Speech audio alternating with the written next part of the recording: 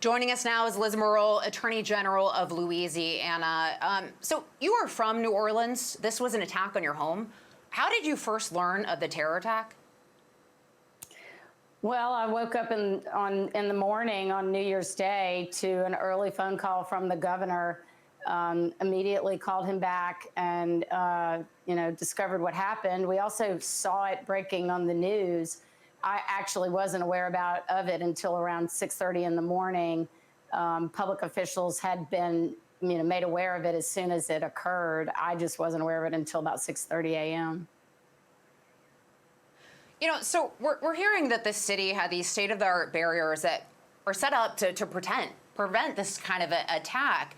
And then the superintendent wasn't even aware that the city had them. Is it time for her to resign? I got that question earlier today. I think that's an issue that has to be dealt with by local officials as a matter of law. And, I have been very critical of a consent decree that has been on top of the New Orleans Police Department since 2012 that I think also has inhibited their ability to act.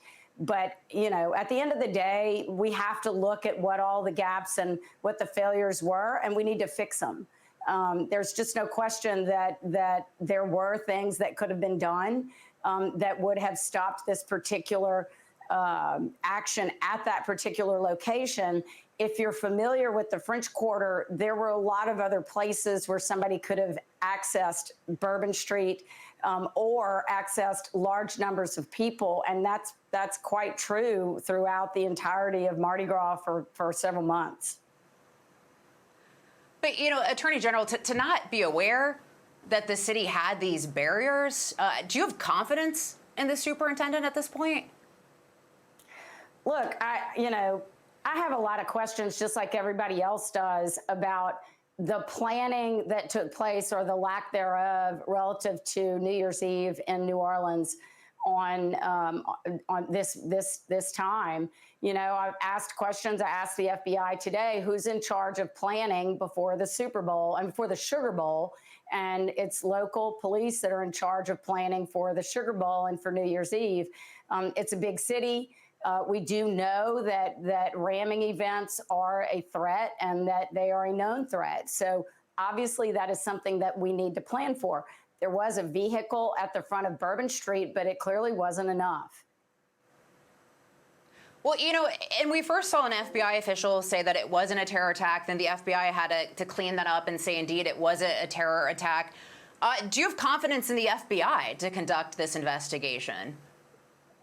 I think there is a gap in leadership of the FBI in Washington that affects everything that happens down the chain with the FBI. So, I do have faith in a lot of the agents on the ground. They have done a really good job. They are smart, hardworking people, but they take orders from the top, and I think that's a problem. We need a transition in Washington that is smooth and quick, and I've been calling for that because we can see that this affects national security. It affects all of our domestic security in all of our big cities, and we certainly intend for there to be a safe Super Bowl, and that's coming up very, very quickly. Well, and what role are you playing right now in this investigation?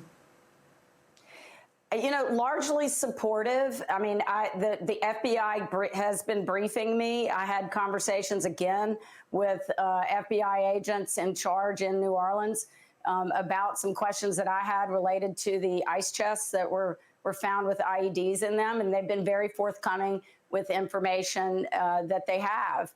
But again, I think that there are questions about this from the beginning. It took me no time whatsoever to call this a terrorist event. Under state law, there was no question that it amounted to an act of terrorism. I don't think the federal law definition is that different, so I'm not sure why there was any question about that from the beginning. And, I think that there's politics that come into play at the highest levels, which is why we need to move forward with a new transition so that we can get good leadership in place. And I do have confidence in Kash Patel and in Pam Bondi. I do as well. And real quick, is the city ready to host the Super Bowl? I think everybody's going through security plans from the top to the bottom. We're going to reevaluate everything, but we are going to be ready for the Super Bowl. There's no doubt. And there's a large number of people who will be involved in that planning. That is a nationally managed event. It is not going to be managed by local police. So I think the answer to that is yes, we are going to be ready for the Super Bowl, but I also think that we've got to do we've got to take a hard look. You don't go through an event like this without going back and taking a hard look at all your plans. You don't just look at it and say, well, we were ready. We're going to keep going forward with everything the way we had it planned. We got to go back and we have to go back and look at it all again. Attorney General, we're praying for your city, and we certainly appreciate your time tonight. Thank you so much. Hey, Sean Hannity here. Hey, click here to subscribe to Fox News YouTube page and catch our hottest interviews and most compelling analysis. You will not get it anywhere else.